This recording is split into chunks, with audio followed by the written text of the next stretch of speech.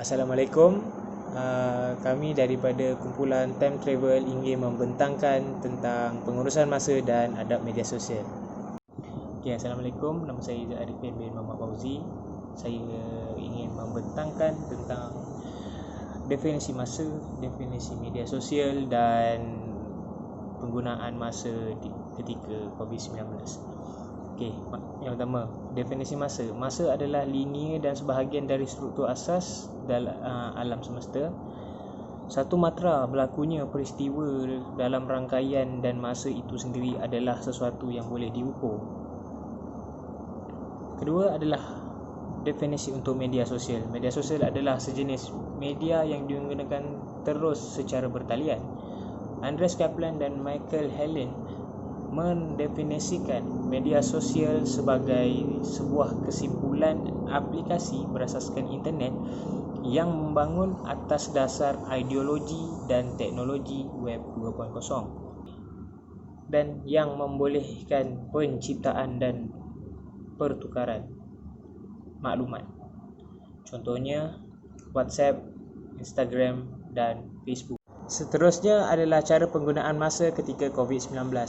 Yang pertama, dapat mendekatkan diri dengan Tuhan. Kerajaan telah mengisytiharkan perintah kawalan pergerakan di seluruh Malaysia. Jadi terdapat banyak masa yang terluang untuk kita melakukan dengan perkara-perkara yang berfaedah.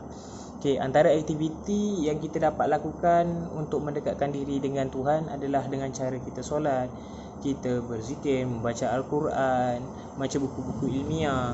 Hal ini demikian kerana sebelum wujudnya wabak COVID-19 ini, kita lebih tertumpu kepada urusan dunia, di mana kita lebih sibuk dengan kerja, sibuk dengan apa-apa tanggungjawab yang berkaitan dengan dunia, dan kadang tu kita terleka tentang akhirat. Oleh itu, dengan peluang yang kita perolehi ini, kita dapat manfaatkanlah dengan cara yang betul, iaitu dengan cara mendekatkan diri dengan Tuhan, dan sama-sama kita berdoa agar wabak COVID-19 ini diangkat semula daripada dunia ini oleh Allah Subhanahu Wa Taala. Assalamualaikum, saya Nur Atifah Zainal akan menyambung pembincangan ini. Seperti mana yang kita tahu, masa adalah amat penting dalam kehidupan dan kita punya masa sebanyak 24 jam sehari untuk melakukan kerja. Oleh itu, amatlah penting untuk menguruskan masa dengan sebaiknya. Antara kepentingan masa adalah dapat membentuk disiplin diri yang mantap. Sebagai contoh, seorang pelajar yang mempunyai assignment yang banyak haruslah merancang masanya dengan sebaiknya supaya dapat menyiapkan assignment mengikut tarikh akhir yang ditetapkan. Selain itu, seseorang itu juga akan dapat belajar untuk menepati masa apabila melakukan pengurusan jadual. Selain itu, pengurusan masa yang berkesan juga akan dapat menghindarkan diri kita daripada stres. Dalam sudut pandang Islam, stres adalah fitrah kehidupan manusia. Allah ada menyebut dalam Al-Quran bahawa manusia tidak akan terlepas daripada sebarang ujian dan tekanan. Oleh itu, untuk menjadi Muslim yang cemerlang, haruslah bijak mengawal dan mengendalikan stres tanpa mengeluh. Sesungguhnya, Allah telah memberikan kita banyak nikmat di dunia ini dan antaranya adalah masa. Oleh itu, gunakanlah masa dengan sebaiknya dan uruskan masa yang diberikan dengan membuat kebaikan dan amal soleh. Secara umumnya, media sosial adalah satu medium yang amat penting dan telah berupaya untuk mengubah cara hidup dan gaya komunikasi penggunanya. Seramai 24 juta rakyat Malaysia telah menggunakan media sosial untuk memudahkan kerja seharian. Antara kepentingan media sosial adalah kita dapat berkongsi tentang segala isu semasa di dalam dan luar negara. Sebagai contoh, di tengah kesibukan dalam melawan pandemik COVID-19 ini, kita dapat diperlihatkan tentang situasi semasa COVID-19 di dalam dan luar negara.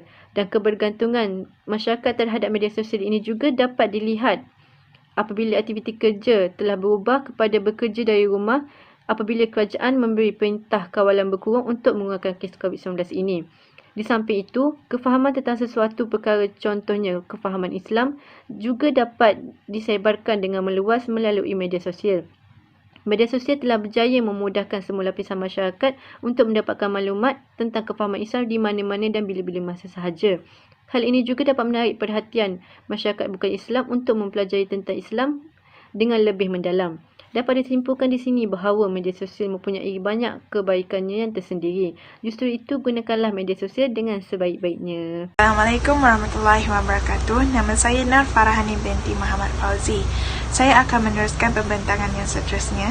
Pada hari ini, saya akan membincangkan tentang beberapa adab yang perlu dititikberatkan oleh para pengguna media sosial.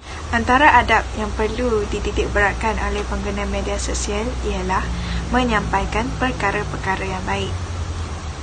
Seperti yang Islam tegaskan, umat Islam sangatlah digalakkan untuk menyampaikan perkara-perkara yang baik supaya ilmu ataupun maklumat yang disampaikan itu dapat memberi manfaat kepada pengguna-penggunanya yang lain.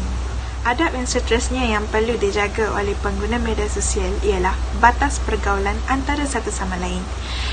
Oleh kerana penggunaan media sosial ini melibatkan lelaki dan perempuan, maka penjagaan batas ataupun ikhtilat ini sangatlah penting. Hal ini kerana Islam sendiri sudah menegaskan bahawasanya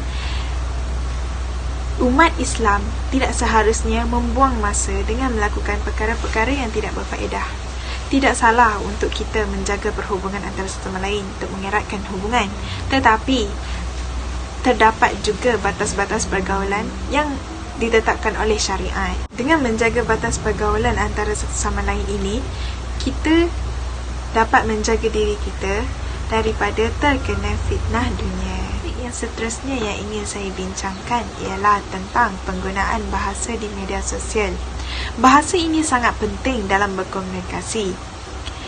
Disebabkan oleh penggunaan media sosial ini merangkumi seluruh masyarakat di setiap negara, maka penggunaan bahasa Inggeris menjadi satu keutamaan untuk berinteraksi, terutamanya oleh generasi muda zaman sekarang. Justru itu, masyarakat di Malaysia perlulah bersama-sama memartabatkan kembali bahasa Melayu sebagai bahasa pengantar supaya bahasa ini tak tenggelam di zaman maupun tak lapuk di hujan dan tak lekang di panas. Assalamualaikum, nama saya Akmal Fikri. Mazhar saya akan meneruskan pembentangan ini. Saya akan menerangkan tentang cabaran media sosial. Media sosial pada hari ini telah menjadi sebahagian daripada kehidupan.